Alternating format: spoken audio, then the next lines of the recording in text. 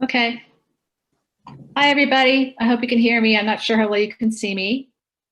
My name is Eileen. Hello? Can you hear me? We hear you fine. Good. Welcome, everybody, to the final event in our fall speaker series at the Mountain Lakes Library. We're so glad we've been able to continue these events via Zoom and appreciate you taking the time to join us on this gray, cozy afternoon. We're thrilled to have as our guest today, Julia Phillips, Jersey girl and author of the acclaimed novel Disappearing Earth, which was published in 2019, eons ago it seems, another lifetime, a different world.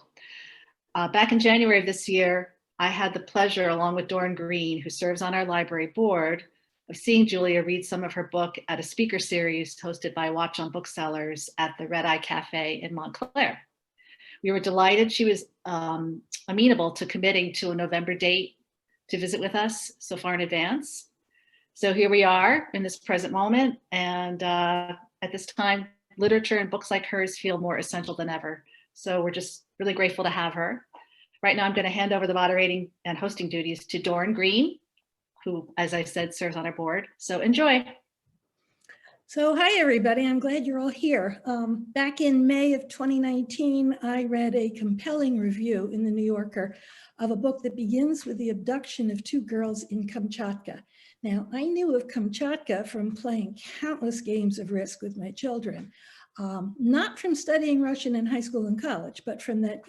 But I really didn't know much about Kamchatka, and I was now intrigued, and the book sounded so brilliantly written, I had to read it right away. I went online, because that's what we can do with our library, and ordered it, and I got it quickly and read it, and it was brilliant. I just was knocked over. I loved her writing style, the structure, each chapter. Many of you have read the book, I know. Each chapter, for those of you who haven't, the chapters were each like a whole new short story with different characters, but they all came together so deftly.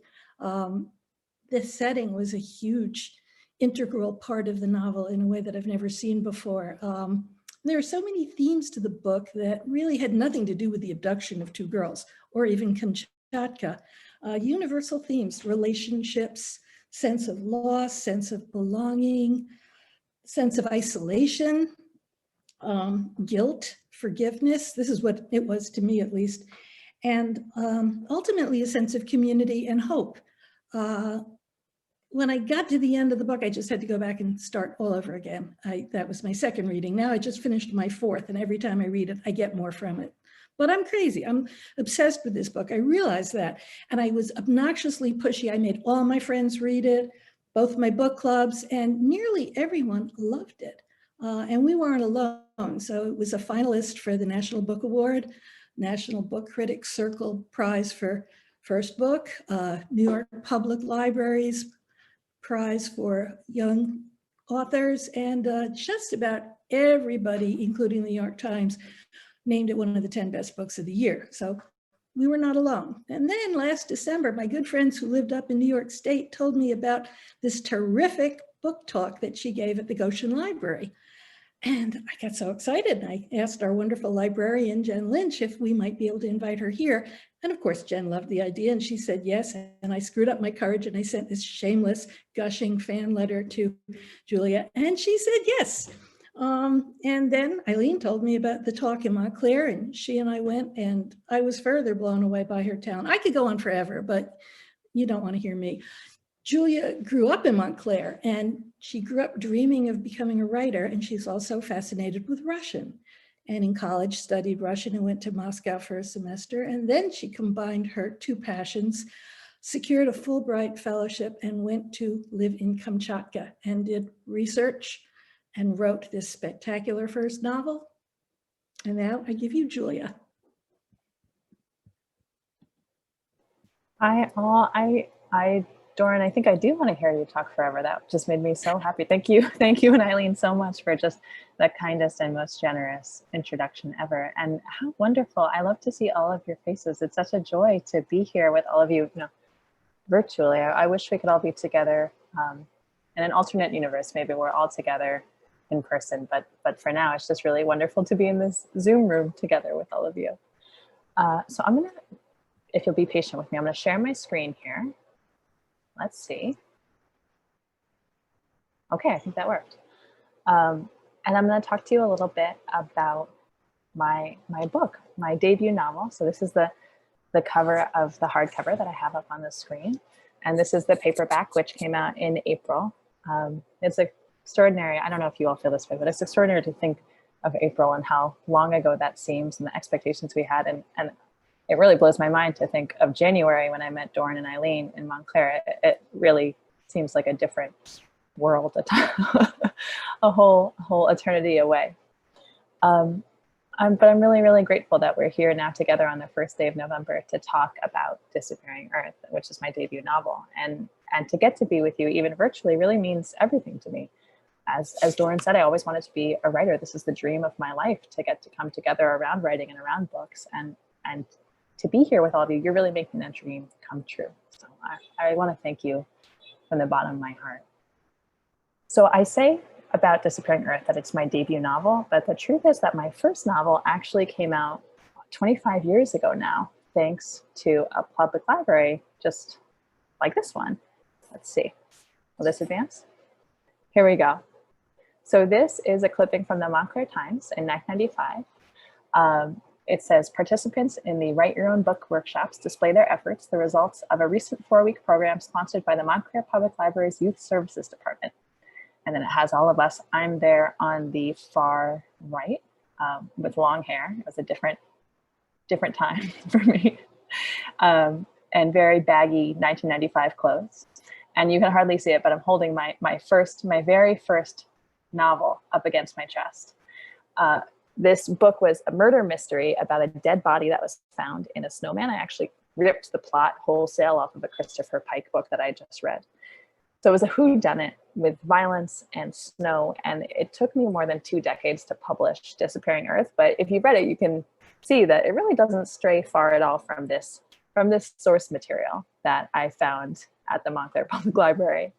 Growing up, I really did always want to be a novelist. I spent my childhood in suburban New Jersey in a place that looks very, very different from the Russian volcanic peninsula where Disappearing Earth is set.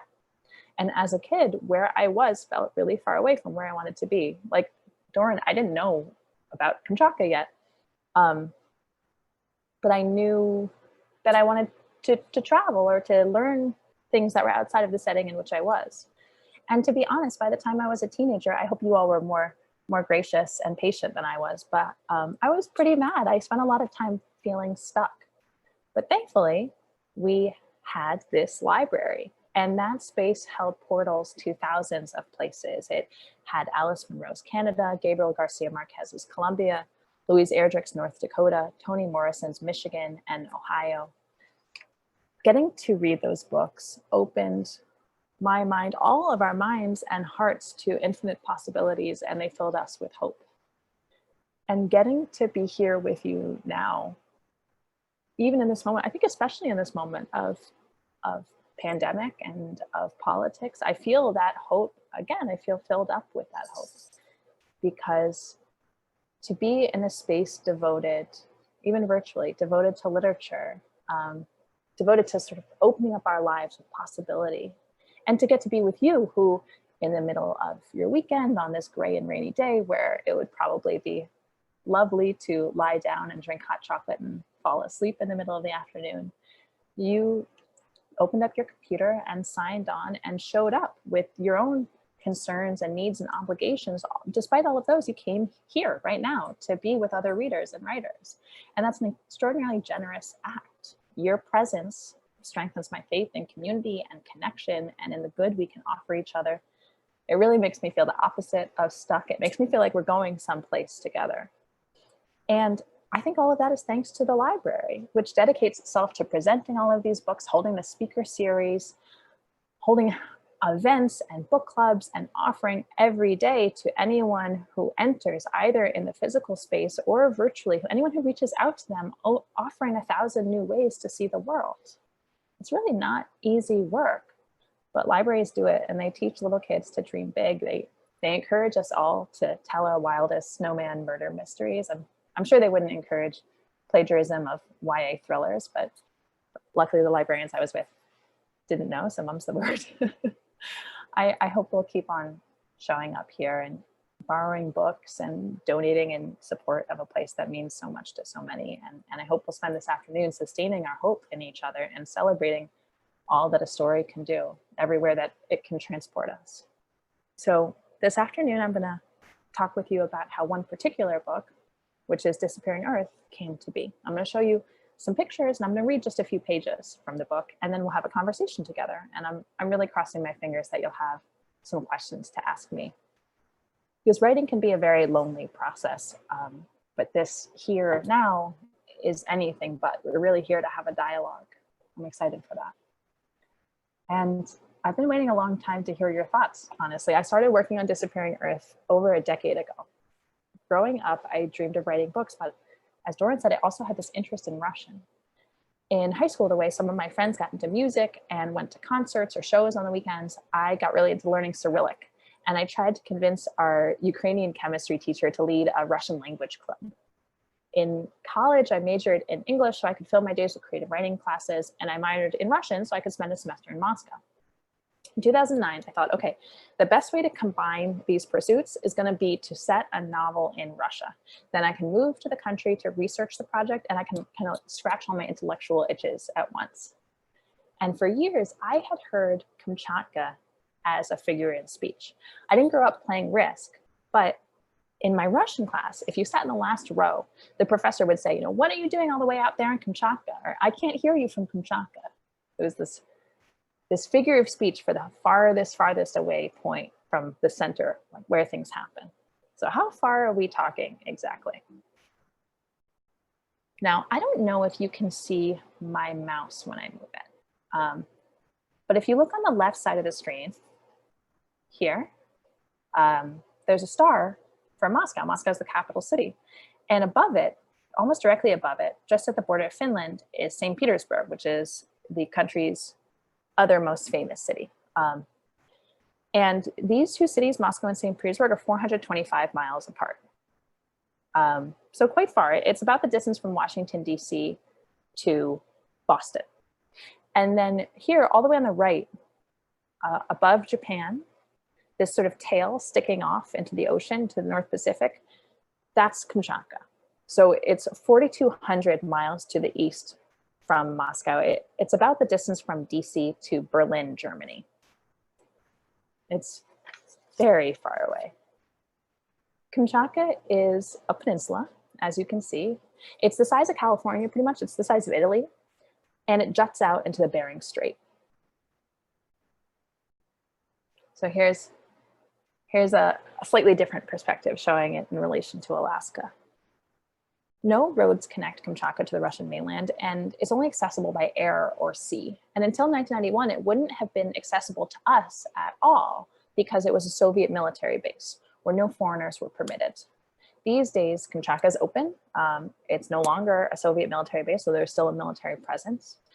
And it's a spot for adventure tourism now. It's on the Pacific Ring of Fire, so it's filled with volcanoes and geysers and seismic activity.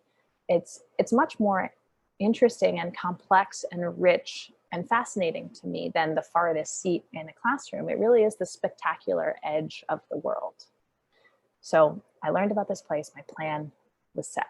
Write a book on Kimchanka. I spent 2 years applying for funding to go there, and in 2011 I got lucky and the fellowship came through. Finally getting to see the peninsula in person really stunned me, it blew me away. My first day there, I went to the main city center, which is a plaza with a shipyard on the right and a big hill on the left. You can just see it at the edge of this photo. And the bay open out in front. Way out on the opposite shore are the tiny lights of a nuclear submarine facility.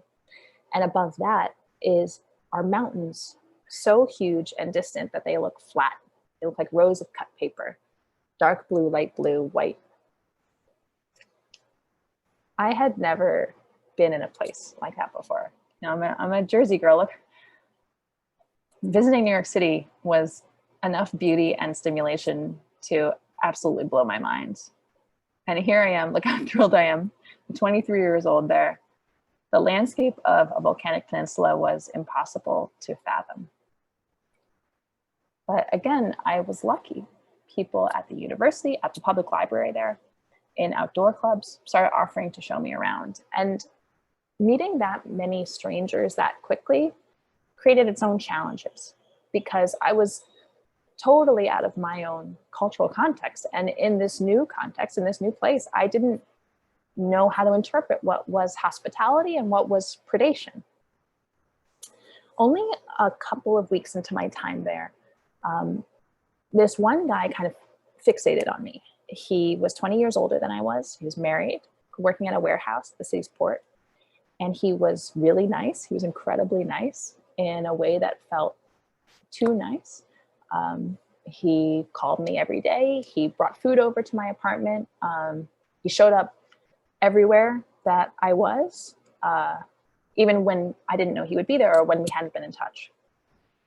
So one evening, this guy said, let me drive you around so you can see the sights. And I said, sure. I don't know anybody there. I don't have any way of doing anything really, unless I say sure to people I hardly know. So he picks me up after sunset and he ends up parking at the city center at the same gorgeous place I'd gone my first day in Kimchanka. We walk down to this bay, and he says, come on. And he walks to the left on a path that goes behind that big hill, and I follow. There's the sheer face of the hill on one side and this flat water on the other. The path is rocky and it's getting narrower. The plaza isn't visible behind us anymore, and there's no one else around, and it's dark. I'm walking behind him. I'm looking at his back, and I think I'm about to get hurt. I know what happens now. He did not murder me, which is very lucky again, right? A third time. In fact, after a minute, we sat down on those rocks with the nuclear lights twinkling way across the water. And we talked about movies. He sat down, he said, have you seen any good movies lately? And I was like, my heart was pounding. I didn't know. But really the evening turned out to be absolutely benign. And later this guy became one of my best friends, like Kimchanka. I skipped ahead a little bit. I showed you a picture of him. This is him taking me on another tour around the city. This was months later. All that enthusiasm on his part was really just enthusiasm. He was super excited to have a new person to show the peninsula to. But I will never forget that walk down that path, because it was this narrow line between safety and horror, and the perception of exactly how vulnerable you are. The person you're with is bigger, stronger, a local, a citizen, well-connected, in control. If he chooses to hurt you, what do you do? What can you do? How, under this threat, will you live? I think we've all walked that line. We've walked that path before. It's not only on Kimchanka, it's the experience of women in a patriarchy, the poor in a society obsessed with wealth, indigenous communities in a colonized country, and those made outsiders in a nationalist state. It's a Russian experience, certainly. It's a very, very American one. It's an international experience of being at risk and of knowing that at any moment things might go wrong. Disappearing Earth is rooted in such a moment. It's rooted in that moment. I'm just going to read you the first 2 pages or so and how the book opens. Got my book here. Sophia, sandals off, was standing at the water's edge. The bay snuck up to swallow her toes. Gray salt water over bright skin. Don't go any farther, Alyona said. The water receded. Alyona could see under her sister's feet the pebbles breaking the curves of Sophia's arches, the sweep of grit left by little waves. Sophia bent to roll up her pant legs, and her ponytail flipped over the top of her head. Her calves showed flaking streaks of blood from scratched mosquito bites. Alyona knew from the firm line of her sister's spine that Sophia was refusing to listen. You better not, Alyona said. Sophia stood to face the water. It was calm, barely touched by ripples that made the bay look like a sheet of hammered tin. The current got stronger as it pulled into the Pacific, leaving Russia behind for open ocean, but here it was domesticated. It belonged to them. Hands propped on narrow hips, Sophia surveyed it, the width of the bay, the mountains on the horizon, the white lights of the military installation on the opposite shore. The gravel under the sisters was made of chips from bigger stones. Alyona leaned against a block the size of a hiking backpack, and a meter behind her was the crumbling cliff face of St. Nicholas Hill. Water on one side, rock wall on the other. They had walked along the coast this afternoon until they found this patch, free of bottles or feathers, to settle. When seagulls landed nearby, Alyona chased them away with a wave of her arm. The whole summer had been cool, drizzly, but this August afternoon was warm enough to wear short sleeves. Sophia took a step out, and her heel went under. Alyona sat up. "Soph, I said no." Her sister backed up. A gull flew over. "Why do you have to be such a brat?"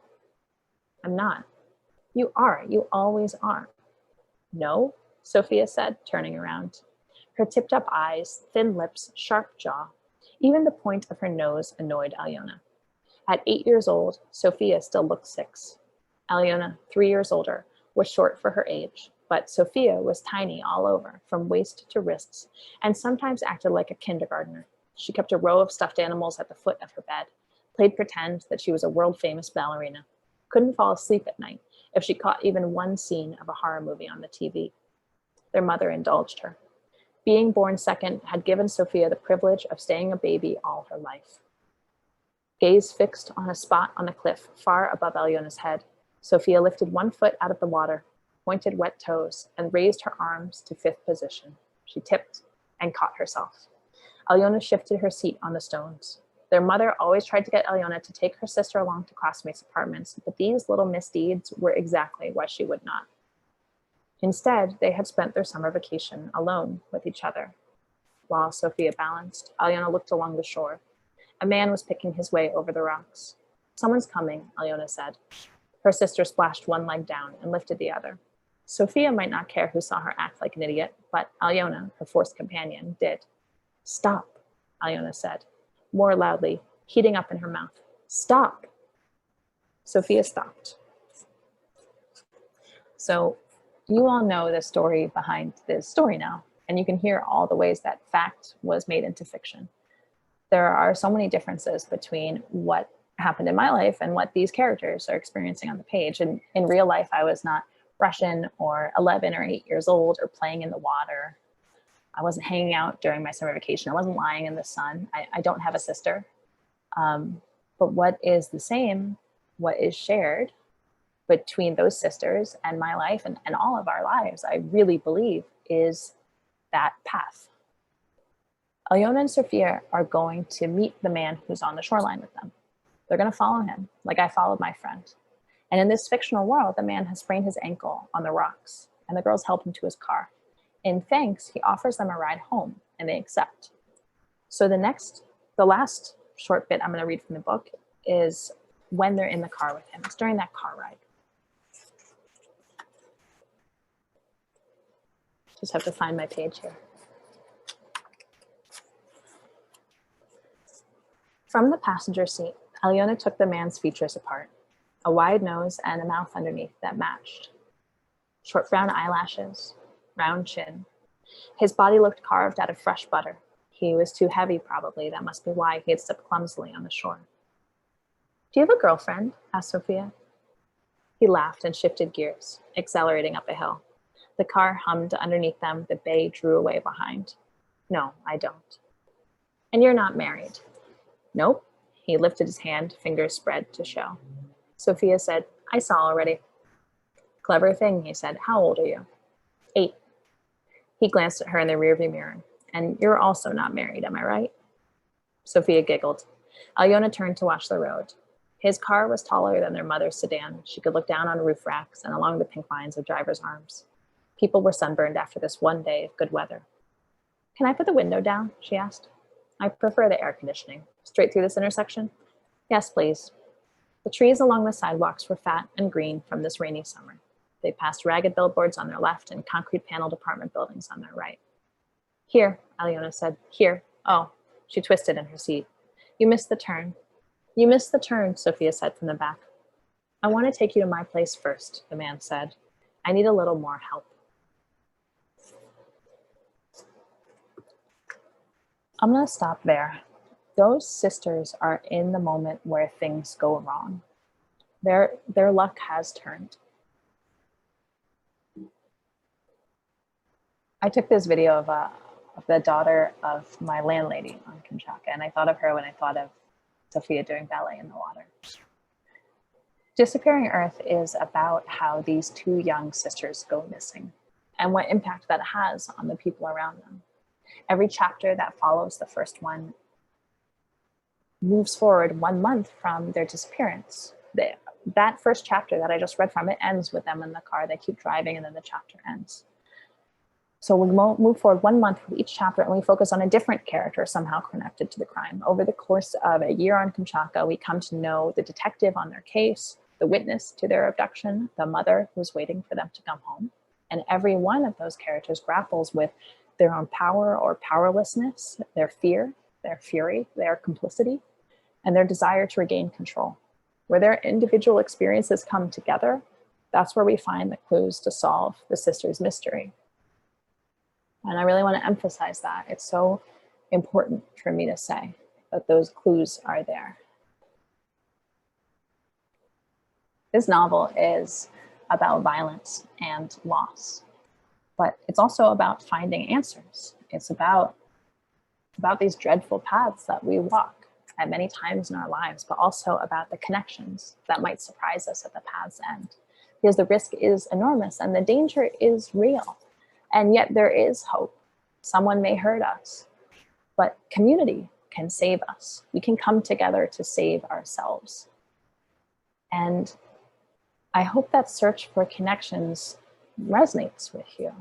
I believe it might, because I think that's why we're here right now. I think that's why we show up on a rainy Sunday afternoon to something like this. We come together to connect to each other. We're seeking community, seeking answers, seeking relief. We're searching together for ways to move forward. We come here to hope. I want to show you some of my favorite Kimchanka pictures. It's an extraordinarily beautiful place. This is a blurry picture of a beautiful sunrise. This girl makes me very, very happy. I was her babysitter very briefly. And I don't know if anyone can guess why this little girl is smiling. I will tell you that she is making a snowman. And we can only imagine what might be inside, what dastardly things might be buried inside that. But really, what you're doing here right now, connecting to each other, connecting to the library, connecting to books, to this book, or to books at all. It's really why all of us kids were in that Write Your Own Book program at our library 25 years ago. It's certainly why I went to Kimchanka. It's why the book exists, this novel. I think it's why we do anything we do. It's what drives us forward. It's looking for each other, looking to heal, to come together in this way. It's a dream come true to get to share that with you. And thank you so much for looking at my pictures and listening to it and coming here with me. So speaking of seeking answers together, I wonder if we can open up our conversation and if anyone has questions for a Q&A. My fingers are crossed. I gave you ample warning that this moment was coming. So I so hope you will. And I'm going to stop sharing my screen so we can all be together.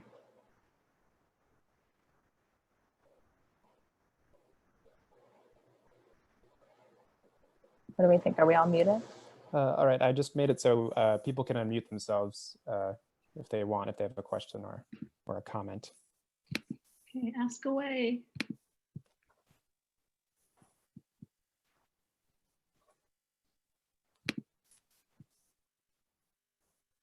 Don't be shy. Okay, I'll jump in. This is Sandy. I assume that Julia's working on her next novel. And I'd like, one question that came to mind, because Kimchanka is such an integral part of this novel, are you finding another community that will have equal importance? I'm glad that you asked that. It's something I'm thinking a lot about as I work on my next book. What I hope will be my next book as I work on this new manuscript. The new project that I'm working on has a lot of similar themes of violence and vulnerability in community as Disappearing Earth did. But I'm very glad to say, for research purposes, that's set a lot closer to home. It's set in the US and in the Northeast US, actually. And I'm grateful for that, because every time I went to Kimchanka, I had to the first time I had to apply for grants for 2 years to get there. And the second time I saved up for 3 years to get there and quit all my jobs. So this hopefully will not have as marked barrier to entry as Kimchanka did. That being said, I hope that the sense of place will be robust and rich and shaping of the narrative. And I want to always look for settings that do that for us. I think any place that we are, like, fundamentally shapes who we are and how we interact with those around us, and sort of our conception of what the world looks like. And I hope to portray that in the next project. Well, I guess, can you hear me? Yes. I guess I want to talk about the book itself. As I was reading chapter by chapter, month by month, I kept thinking, now how are these all connected, except they're all very depressed, and they're there's so many things happening, and then at the end it was totally unresolved. I want to say really quickly, sorry, I only want to jump in to say that I want to talk about the end, but I don't want to give any spoilers in case anyone hasn't read the book. Oh, okay. So if it's okay with you, we can talk about it maybe like a little bit obliquely, and then if anyone has very specific questions, email me and I'll answer them. But I know I'm sorry to interrupt you. Keep going. Well, I wasn't sure. It was unresolved. So then I was making all sorts of scenarios up. When she jumped over the fire, there was some kind of fumes coming up that put her into a hallucinatory, and then I just decided that it is what it is, but I wasn't really sure. So I'm really grateful to you first off for reading the book, and second off for asking about the ending. It's been amazing to me that since the book has come out, first off, that there are people who have read it, which blows my mind. And second, that I get to have conversations with people about it, especially about the ending, which really surprises me and amazes me. That talking about the ending is like the #1 conversation I've had with folks. Here's my trying to be spoiler free. And again, in case anyone hasn't read it, I did not think when I wrote the ending, and still do not think in my own interpretation, that it is open-ended. So I tried to write a quite specific reality happening in the end, and one that is not extraordinarily bleak, if that sort of like speaks, generally. I was not trying to take us to a place that necessarily reflects the devastation and tragedy that we read about most frequently when we read about cases of this nature. I thought that I wrote something very specific. I learned afterwards. In fact, I learned once the book was picked up by an agent, which was genuinely the best day of my life. And the first time I went to my agent's office, her assistant said to me, we've been arguing over the ending. We want, like, what's happening? Is it real or is it a dream? What's going on? And I thought, oh no, that's not my intention at all. That's not my intention. I tried, the entire experience has been a craft lesson for me, and a lesson about how books work, that I see the ending in a certain way and other people see it in a different way, and lots of people have different interpretations, and none of those are more valid than the next, including mine. The way I see it is not the way other people say it. The way I read it is not the way other people read it. And so I can say, if you email me, I can say what my interpretation is, but I think you're feeling it like it is what it is, or who knows what's going on. That is also very, very valid and correct in my eyes.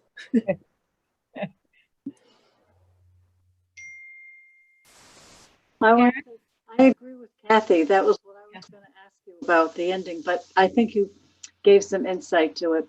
We discussed it in book group, and we were thinking that it reminded us of some situations that had been in the news when you hear about abducted and things like that. And so you weren't so specific to end it like that. I was wondering if you talk a little bit about some of the women in the book, their characters. It seems like, is this a very depressed area? I mean, socially and environmentally it looks beautiful, but what are the social circumstances of the people? By the way, there's a loudly beeping car outside, so I'm hoping if you hear a loud beep, it's just scene setting over here. So I'm really glad you asked this. The Kimchanka is quite geographically and economically, socially far from the center of things, and it is no longer, in the words of a lot of folks who live there, it's no longer the golden age in Kimchanka.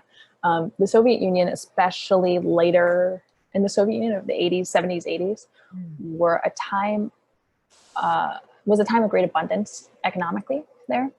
There was a lot of infrastructure building. There was a lot of support given. There was a lot of national attention and focus on this particular place as a site of great strategic significance and beauty. And that time has ended, and there hasn't been the development of another economy that speaks to or sort of fills the gap left by the Soviet military. The contemporary Russian military is still there, but it's not the same buildup or the same emphasis, same importance. Kimchanka was a very strategic territory because of its proximity to so many other countries, including the US. It was a very strategic territory during the Cold War, as risk players know well. So it has challenges that are particular to that place, 100%. At the same time, I wanted to write about both what was specific to there and what was, in my experience, found everywhere, universal. And there are details of every character. So every chapter focuses on a different woman or girl, and there are details of all those women that are certainly specific to that place, but also they, like go to a scary doctor's appointment, or are not in a healthy relationship with their partner, or are frustrated at their job, or are on maternity leave and having a tough time. They're in situations that I know from my life and friends in Brooklyn, or from, I think, anywhere. And I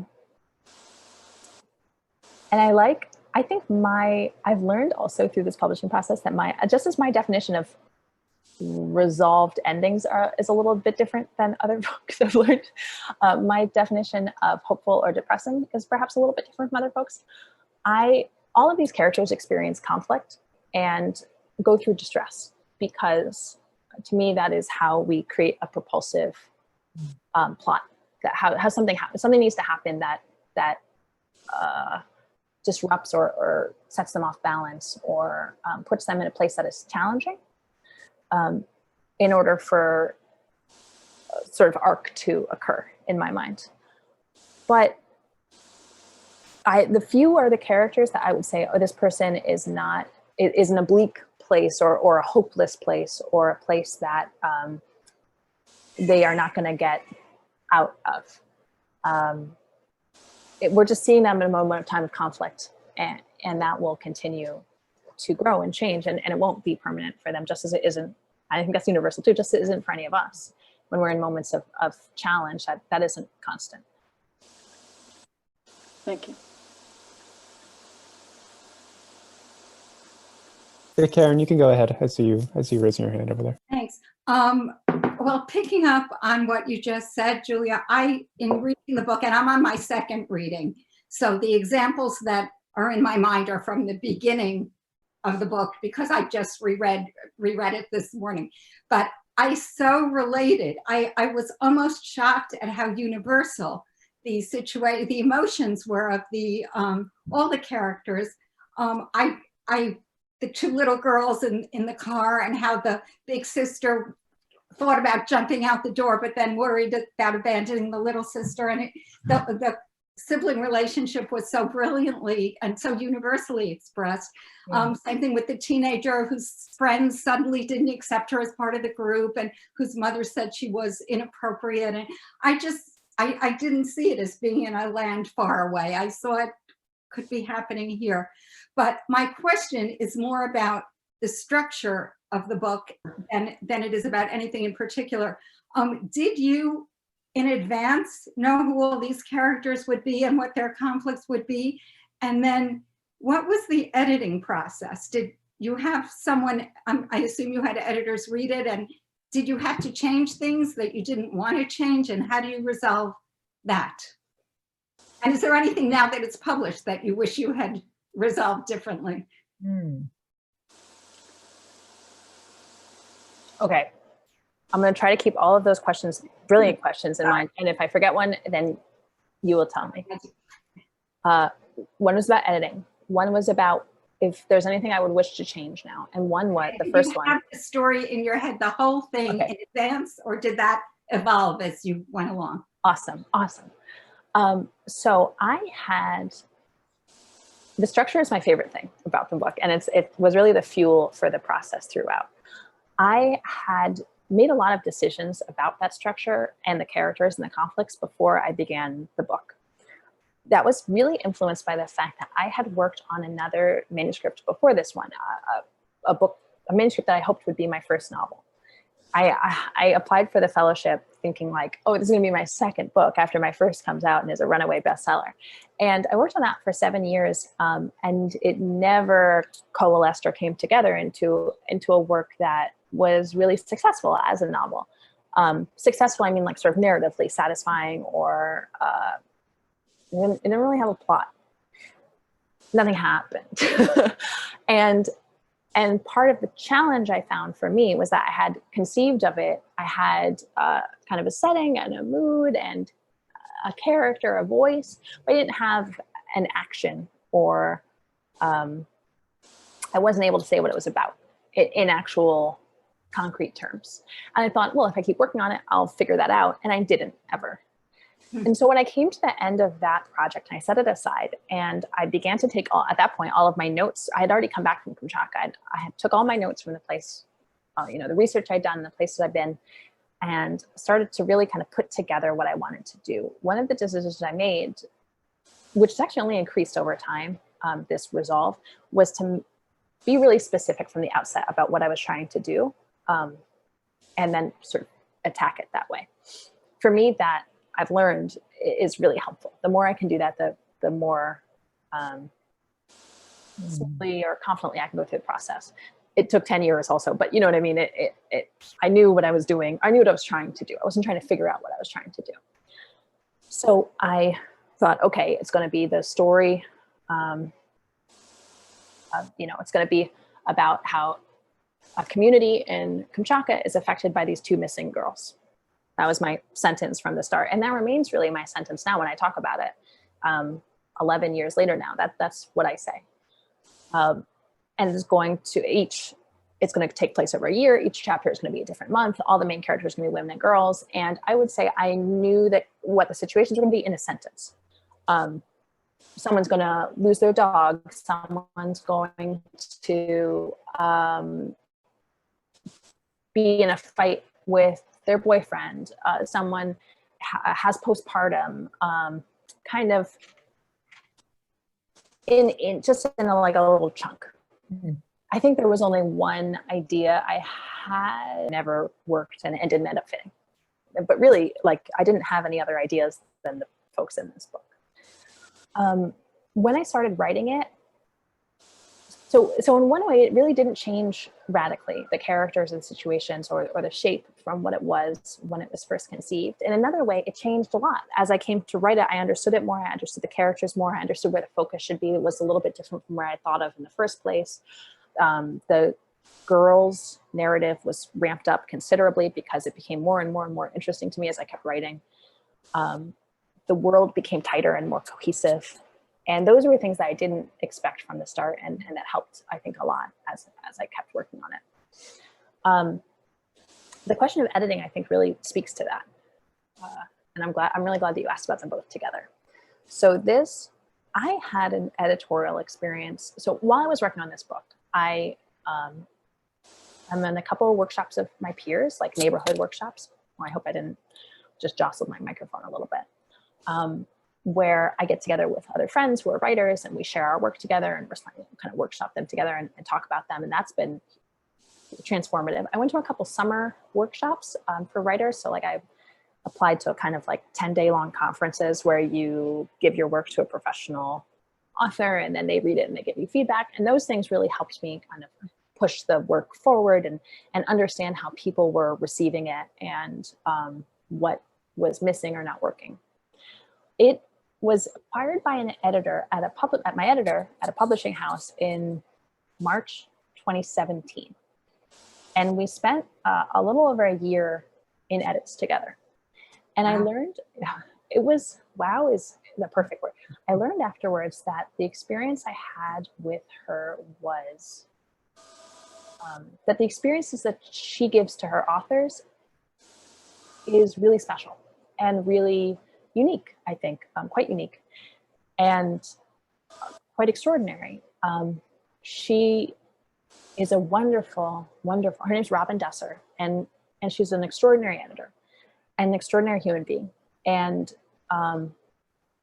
she was very patient with this book and very committed to making it what I might have hoped it would be if I had the vision to see all that. You know, it was exactly the full expression of the project. It wasn't her trying to say, oh, you know, this is great, but really we want to focus on this, or really, you know, we want to do something else. She really wanted it to be itself, and spent a lot of time and a lot of rounds and a lot of patience and a lot of generosity creating that for me. Very gentle suggestions. She would sometimes like put in the margin, she would say like, does this work ? Or like, you know, to say like, this doesn't work, or like awkward ? To say, this is bad. But she was very loving through the process. And I think loving to the story itself. And so when I look at it now, I think if you read the version that she acquired and you read the final version, I think there are maybe 20 pages in total in the book where something very different happens than what it was when she acquired it. And yet the whole work, I think, is more cohesive and rich and robust because of that editorial process. She really sort of, she like relayed the foundation in some ways. She enhanced it in a million ways. The process was incredible. It was the best writing education I've ever had in my life. It was just extraordinary. Now, when your questions fit also beautifully together, right? Like I'm picturing our little nesting doll, our little Russian nesting doll. I think by the end of the process, it had already gotten so much better than I, as an individual, had ever dreamed it might be. It was really fueled forward, pushed forward by those peer workshops, by those conferences, by my agent, by my editor. Like it kept reaching new levels for me, where I would think, oh, you know, this must be done. And then we would go over it again. Someone would have feedback and I think, oh my gosh, yes, of course, that would make it much better. I'd never even thought of that. So that by the time it was done, by the time the manuscript was finalized, I had run out long ago of things that I wanted to change, really, or to push forward. I thought this is as far as the project is as it was conceived, this is its best fruition. This is its fullest form. Would I write that same book now? No, I don't think I would. And the focus of it, or the thesis of it, I feel a little differently about those things now, but they're not things I could change in Disappearing Earth. They're things like I hope to write the next book and keep on pushing forward my understanding of those themes. And but Disappearing Earth, as it is to me, is it has fulfilled the promise that it set out to make. There are I will say though, the only things I would change are that from the hardcover to the paperback, I made a couple corrections of fact in thanks to Russian friends. And there, I think, are 2 left post paperback that I would like to fix. Someone thaws pelmeni instead of boiling pelmeni. And there's a doctor who knocks on a door in the hospital. And I've been told that a Russian doctor would never knock on the door before entering. They would just come right in. So, so those are the things I would change, but I'm not losing sleep over it, I have to say. Thank you. It's a great answer. I suppose it's like any artist, you know, even a painter, or sculptor, writer, they see their finished product and they would want to keep working on it for years afterwards. You know, they always see those things that they want to change. Yeah. And I found, I was talking with a friend the other day who, the author Angie Kim, who wrote Miracle Creek. I don't know if folks have read that, but it's an amazing debut novel that came out in 2019.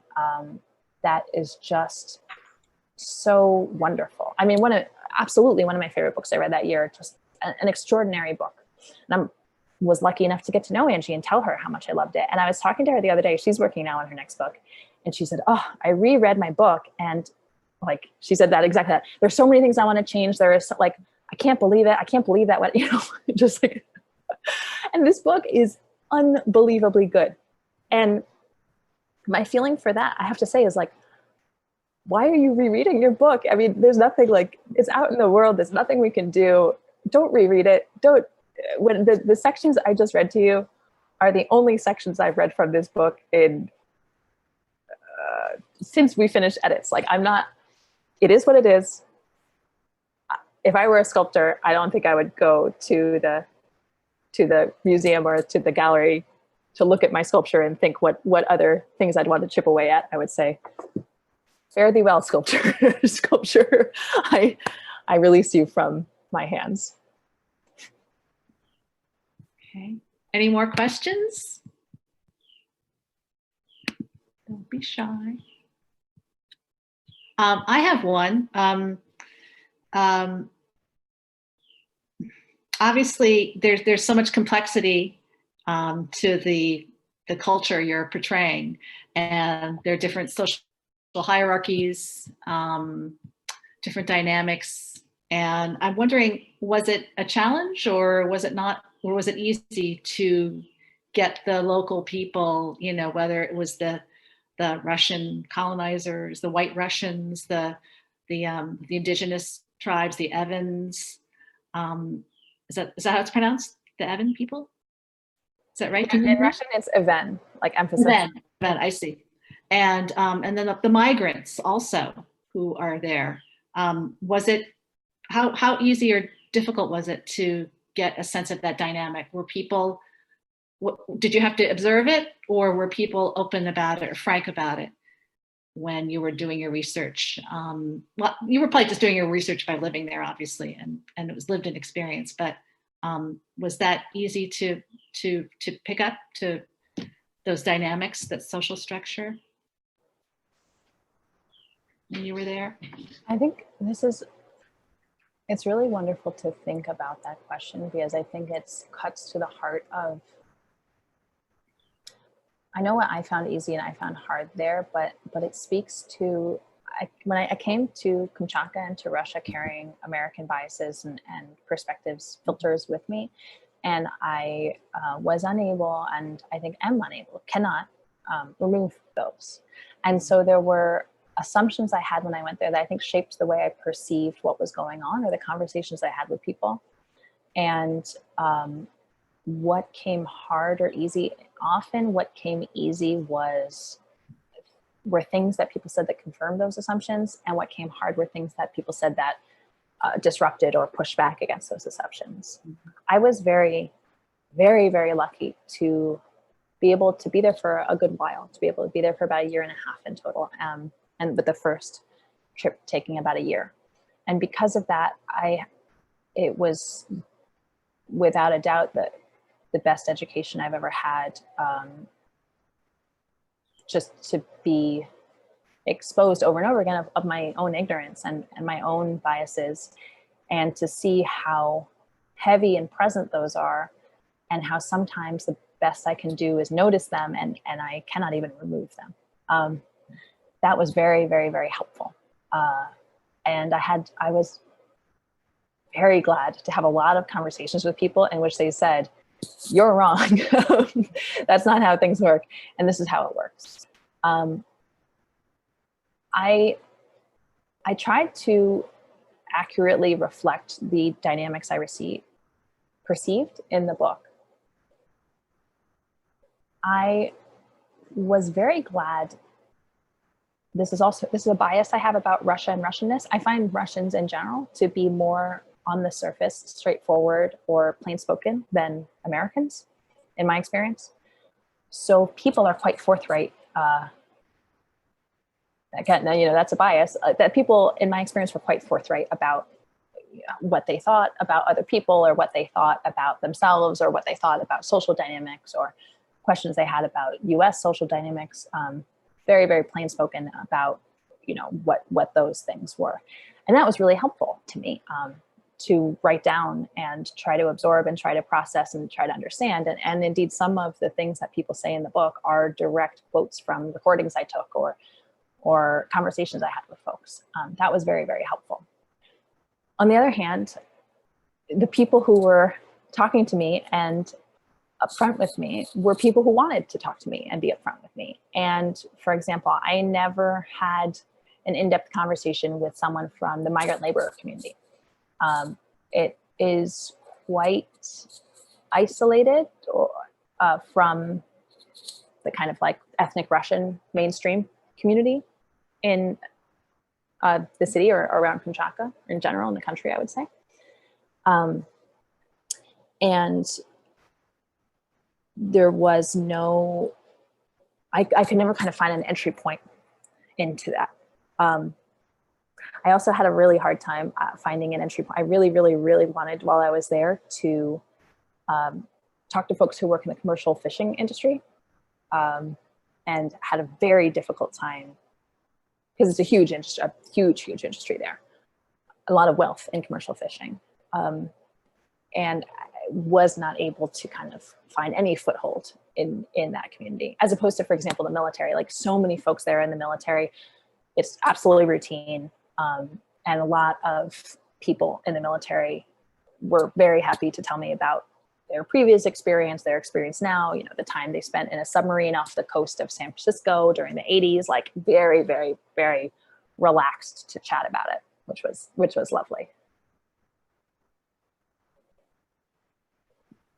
That's great. Thank you. So interesting.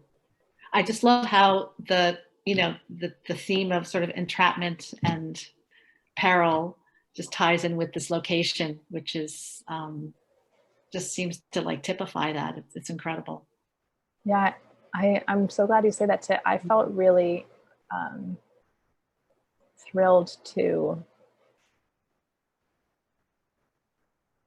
I'm thinking about an experience I had recently that I'm going to try to talk about vaguely. So it's been very cool since the book has come out to talk to folks who want to sort of transfer it to different forms. I think a lot of books have the experience of like being optioned for film or TV, and then who knows what'll come of it, and almost always nothing ever comes of it. But I've had a great experience of being able to chat with folks who are interested in sort of transferring this to another medium. That was going to be one of our questions. I Well, know. I can tell you who knows? I mean, it seems like a 1 in a million chance that a book gets published by a publisher, and then a 1 in a million chance that a published book gets turned into something, who knows? But it's been really interesting to talk to the folks about it, because sometimes as we work on sort of fleshing out the concept for it, or a script, the place itself in its specificity has so many strengths that you can just lean into, that you don't need to invent new geography. You don't need to invent different challenges from what there are actually on the ground. Kimchanka has almost no roads, almost no infrastructure.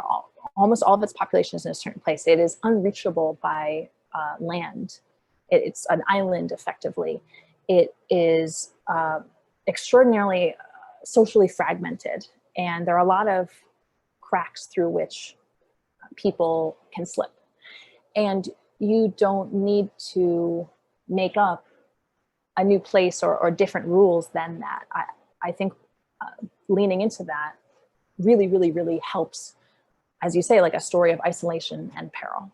And that is fun and fascinating to appreciate over and over again, all the natural strengths of this place for narrative. I guess that sounds exploitative, but yes, for narrative, for writing about. Oh, Kathy, do you have your hand up? Well, I think you have to unmute. I was struck by the similarity between there and here, and the migrants and the insiders and the different, it just seems like it's a lesson that we need to all understand, that we're all not that different. Yeah. I'm really glad you said that, because that, I think, for me was the lesson or effort of writing the book, that I expected to go to Kimchanka not knowing what the subject would be, just knowing I wanted to write a book about Russia. I got to Kimchanka, I thought, oh, everything's going to be so different. Everything's going to be so, I'm have my mind blown with how different everything is. And people were just people. And every single time I assumed that something was going to be so radically different and strange, I was very kindly sort of corrected and humbled over and over again to show, like, this is, you think things are very different. They are not. Except their healthcare and their higher education is a lot cheaper than ours. That's a big difference. Of course. More questions? Anybody else have something else they want to ask our wonderful guest, Julia? I have a quick question. I was wondering if there was one character or 1 month story that kind of just rolled off your pen or your typewriter or your computer, or if there was one that was particularly difficult for you to figure out what you wanted to do or to kind of put down the words.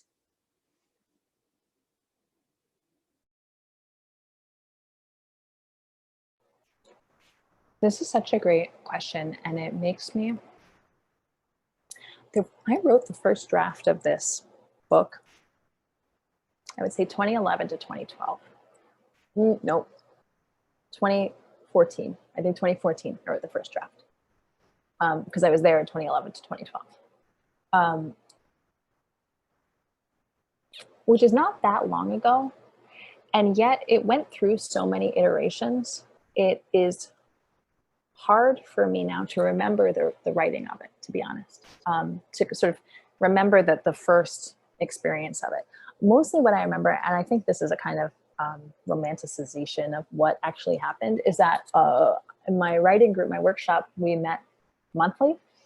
And so I always wanted to have something to turn in on the next month. So I would try to draft a chapter in a month to give it to them at that meeting. And then I would take their feedback and revise that chapter while I was drafting the next chapter for the next month. So I remember writing them all in those specific periods. Is that true? Did I actually write a chapter of the book a month? At least judging from my writing experience now, I can't imagine that's actually how it happened. And yet that's how I recall it. One thing I can say for sure is that I know the chapters that we tweaked the most in editing, that we kept working with, and we couldn't quite kind of crack the nut of those chapters. And those were the March chapter, where a character goes to visit her parents in northern Kimchanka. That was I picture the shape of the book like a spiral, where we start with the girls and we spiral out and out and out, and then we come back in toward the center again. That March chapter is the farthest point out. It's the most divorced from the girls' story. It's the farthest we go, and after that, we come back in more and more and more with every chapter. And it was hard to tonally adjust and hard to make fit with the rest. I also will say it was hard because my editor said to me, like, what is your intention with this chapter? And I said, well, you know, like the chapter before is quite heavy and I wanted this one to be lighter and funny. And she said, oh, are you trying to be funny in it? And I said, yeah, I'm trying to be funny. And she was like, oh, okay. I didn't understand that it was, yeah. So I would say, you know, my experience with that, like, you know, also, I don't remember it being challenging in the writing, but it was definitely challenging to make it sort of land for folks. Also challenging was the end. I would say, you know, like the moment where we're back at the center of that spiral, especially about a 20-page, 15, no, maybe even 10-page chunk of the mom's chapter, the June chapter. That also, I don't remember that chapter coming hard at all. I don't remember it being difficult to write. I remember them, you know, right, like fondly, I remember them all flowing. But making it, that's the moment where all the pieces kind of fit into place, and it was adjustment after adjustment after adjustment after adjustment after adjustment, really small, but tweak over and over again. That was that year plus that I spent in edits with my editor was almost all those 10 pages. I hope that speaks to your I'm sorry for the lie that I keep telling myself that the first draft came easy. I know it cannot be true, and yet it has now been long enough that it's like a coping mechanism. I choose to believe it.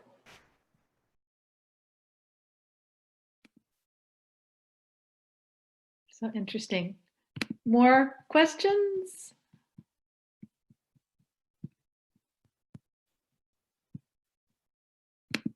Okay.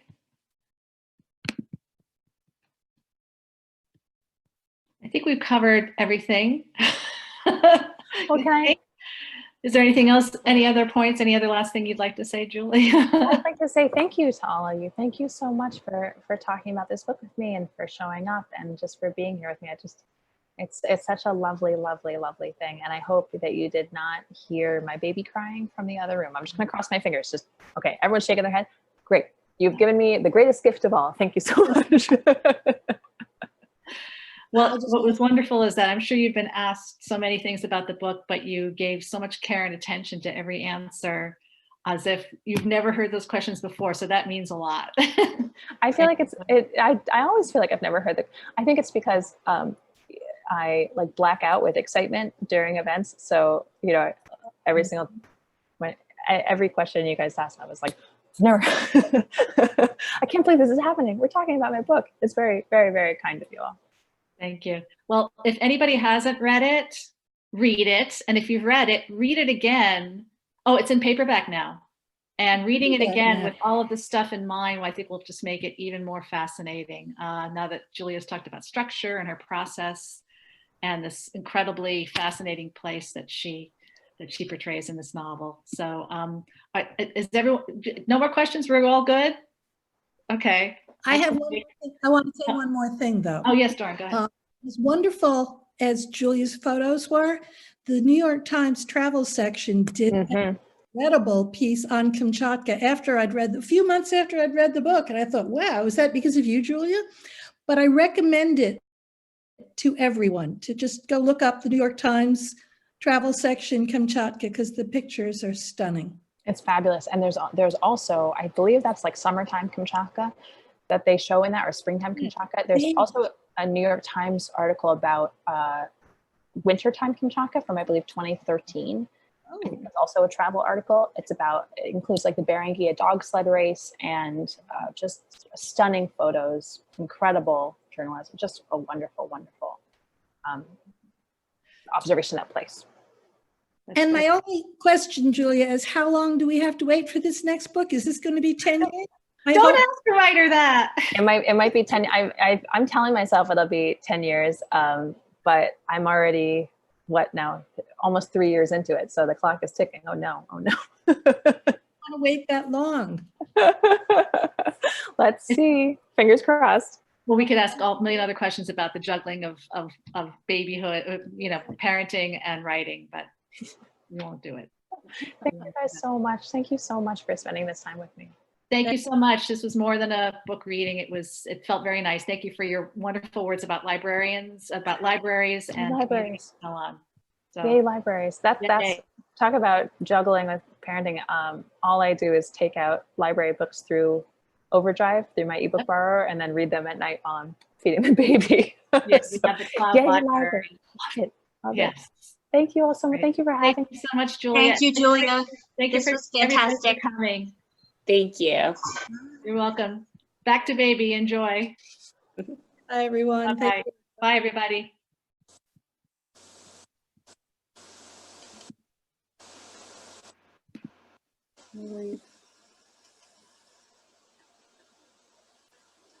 Can't leave, honey, leave.